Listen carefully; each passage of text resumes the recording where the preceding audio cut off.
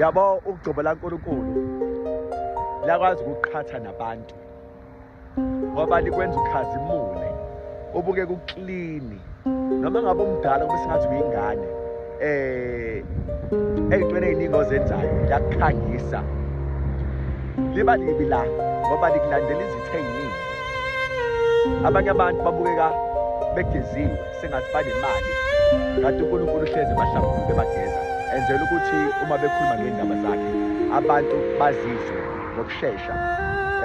Ngingasho ukuthi ey'ntweni zonke uma unogcobo gade izinto ozenzayo ngoba ungangena ey'nkingeni kakhulu bephume laba bantu kusale wena.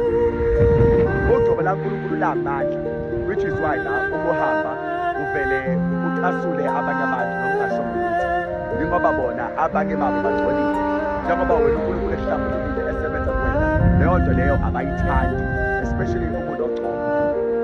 Avoiding ukuyikhangisa nokukhangisa izinto zakho nokukhangisa abanye abantu kuba kuhle ngoba manje uNkulunkulu dana abonakale kakhulu.